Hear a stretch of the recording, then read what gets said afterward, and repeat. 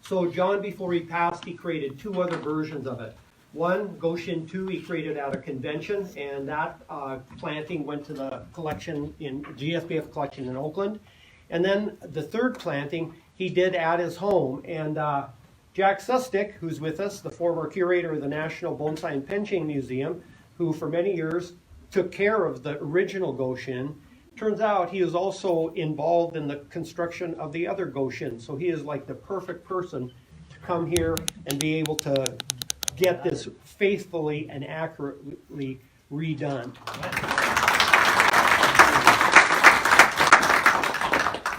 Can you hear me okay? Yes. Okay. Well, it's definitely my honor to be here. And it's hard to believe that it was 19 years and 1 month to the week, I think, that I had the great fortune of coming here to California and spending a week with John. It took about, I don't know, 3.5 days, I guess, to create Goshin III. And it was an experience of a lifetime. And I'm curious of how many of you have gotten into bonsai since 2004? Quite a number of you. So you really didn't have a chance to know John. John died in 2004. It's nice to see that even after 15 years after he passed, that he can still fill a room. And that really speaks of John's impact on bonsai in North America, especially here in Southern California. How do you determine what goes in front? I've been studying the Goshin III arrangement for several weeks now. It's almost imprinted in my brain. Oh. But generally, this forest is what we call an inside looking out forest. So the arrangements, the larger trees are toward the front, and smaller trees are toward the back, as if you're standing in the forest. Oh, okay. These guys are hard at work. I'll tell you a little story about John. So John would come to D.C. every year, and he would work on the trees. He could work on any tree he wanted, right? So we'd walk through the collection, he'd say that one, and that one, and that one. And we'd bring them in. And then we'd have volunteers, of course. And we'd put the bonsai in a circle. And John would kind of sit in the middle in a chair with a long bamboo stick. And he'd tell people, lower that branch or cut that branch. And he'd just keep going around in a circle. And I had an elderly volunteer, Jack Carden, rest his soul. John told him to cut this branch, and he had a concave cutters, and he was trying to cut that branch, and he couldn't quite do it. He couldn't quite grip down on it. And so John put down that stick, and he got up, and he did like a wind up, and he slapped him right in the backside, right? And Jack Carden, I think he got air on that. He jumped up and he click, and he cut that branch right off. And John loved that. He laughed so hard, And for those of you that knew John, that infectious laugh. I could tell the same joke and it wouldn't get a laugh, but he could tell the joke, and that when he started laughing, it made you laugh. So very true. I'll never forget that. He got such a kick out of that. We want to get a nice bottom layer in here.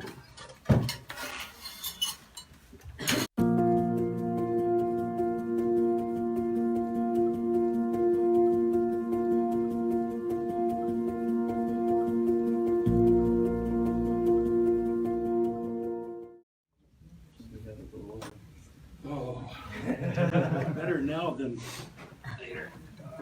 The big sigh was Doug and Jack were telling an anecdote when they did the original planting.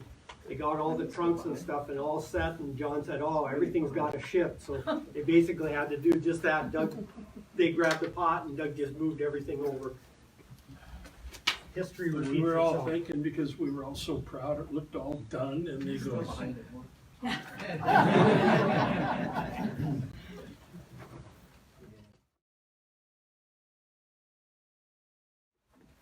I'll share a John Naka story that he said a couple of times that gives you an idea. This is way back when he lived in LA. He had a beautiful backyard, and it was a hot summer day. He was shirtless, he was sweaty, and somebody rings the doorbell, and it's a neighbor. And she said, I heard you have these beautiful little trees.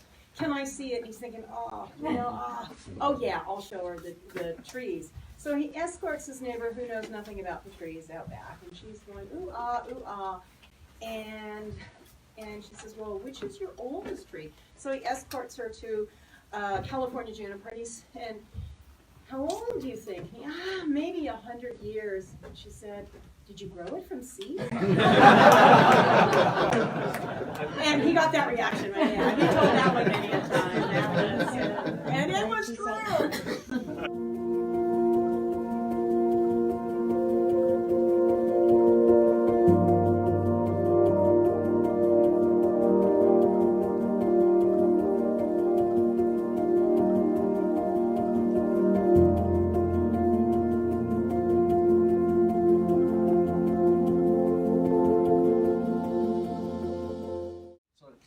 I'll turn it around.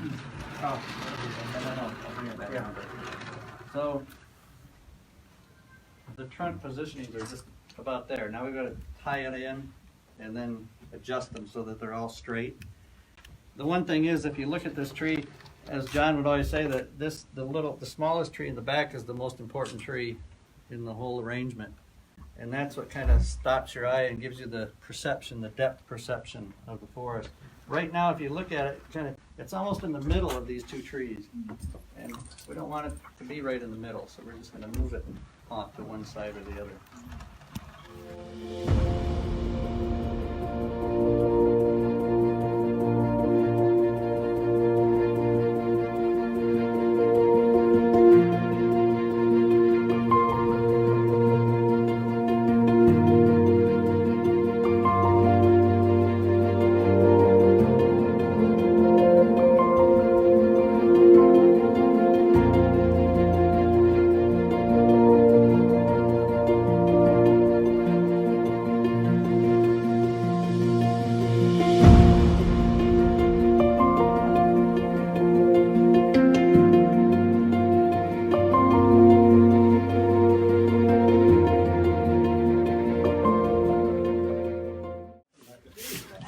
Close to the end, and I just wanted to reiterate, while I have the chance, of how grateful I am to have been part of the whole Goshin series.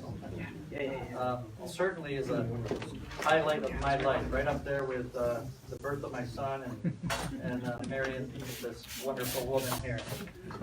And I'm grateful for being part of the National Library, and if I hadn't been there, I would not have had this chance. And a big thank you again to Ted for inviting me. And Again, Jack, you were the perfect person to do this, so we're real lucky. that was the perfect I one. truly am grateful. So, thank you.